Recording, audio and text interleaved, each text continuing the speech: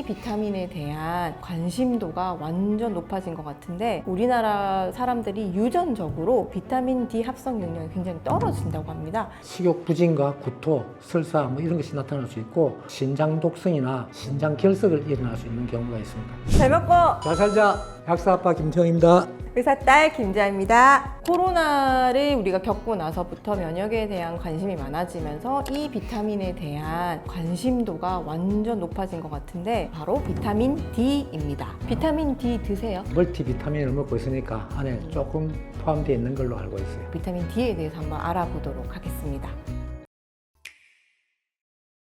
비타민 D는 지용성 비타민입니다. 수용성은 물에 녹는 것이고 지용성은 지방에 녹는 겁니다. 비타민 D에는 D2와 D3가 주로 많이 우리 인체에서 활용이 되는데 D2는 에르고칼시페롤, 표모나 펀지 같은 식물성 스테롤에서 합성이 되는 것이고 오기버섯, 이런 버섯 종류에 많이 좀 포함되어 있다고 합니다. 그 다음에 비타민 D3는 콜레칼시페롤이라 해서 햇빛을 받아서 피부에서 D를 합성하는 거 있고 등푸른 생선, 해구의 간, 일반 동물들의 간에 비타민 D가 많이 함유되어 있습니다. 비타민 D를 음식으로 흡수를 하는 거는 15% 정도 보시면 되고 나머지는 이제 햇볕을 통해서 비타민 D를 합성을 해야 되는데 위도 자체가 자외선이 그렇게 강하지가 않아요.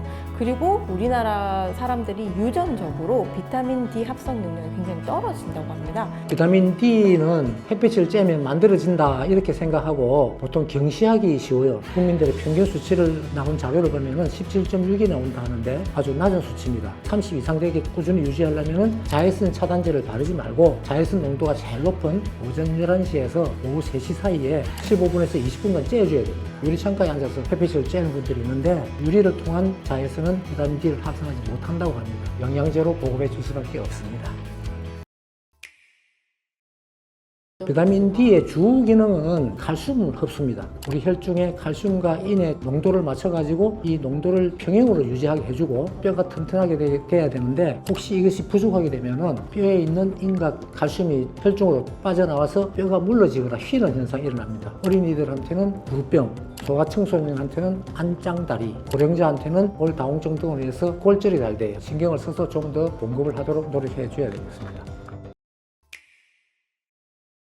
지용성 비타민으로서 우리 체내에 주로 지방에 지장이 되고 원래는 간에 가서 활동을 해야 되는데 비만한 사람들은 지방에 많이 체입이 돼요. 배설이 잘 안 됩니다. 그렇게 해서 과행도 잘 안 되는 것이 원래 우리나라 사람들은 이 결핍증이 있는 데다가 또 특히 비만인 사람들은 더 결핍이 많이 생길 수 있어요. 간에는 부족하면서 체내 지방에 많이 쌓여 있으니까 비만인자는 비타민 D를 더 많이 복용해 줘야 되고요. 독성이 대략 이제 150 이상이 나와야 되는데 아직까지 저는 본 적이 없고 부작용이 있다라는 얘기를 들어본 적은 없습니다. 이제 비타민 D의 적정 범위가 30에서 100까지 범위가 굉장히 넓습니다. 독성을 나타내려 하면은 혈중 농도가 150 이상이 되어야 독성이 나타나는데 식욕 부진과 구토, 설사 뭐 이런 것이 나타날 수 있고 고칼슘 혈증에 의해서 신장 독성이나 신장 결석을 일어날 수 있는 경우가 있습니다. 우리나라에서 권장하는 하루 비타민 D의 섭취량은 400IU입니다. 혈중에서 비타민 D 농도를 검사해 보면은 대부분 우리나라 사람들은 10 정도에서 왔다 갔다 해요. 영양제 챙겨 먹는 사람도 20이고 평균 30 되는 분이 드뭅니다. 수치가 정상 수치 이하인 사람은 4000에서 5000IU짜리가 비타민 D가 나와 있는데 그걸 한 6개월간 복용하고 6개월 후에 검사를 해봐서 정상 수치 30 가까이 됐으면 유지 농도로 1000IU를 먹기를 권합니다. 비타민 D 수치를 막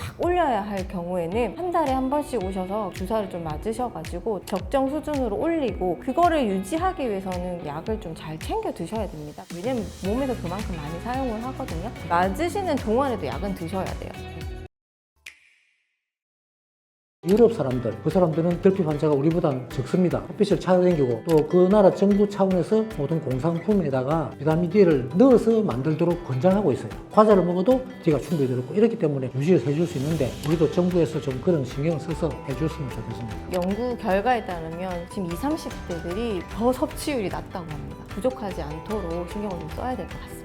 팁을 드리자면 지용성 비타민이기 때문에 약을 드실 때 우유랑 같이 드시면 흡수율을 조금 더 높일 수 있다. 스프레이 재질도 있거든요. 알약이 힘들다 하시는 분들은 뿌려서 먹는 방법도 있다. 그러면 오늘 여기까지 하도록 하겠습니다. 네, 감사합니다.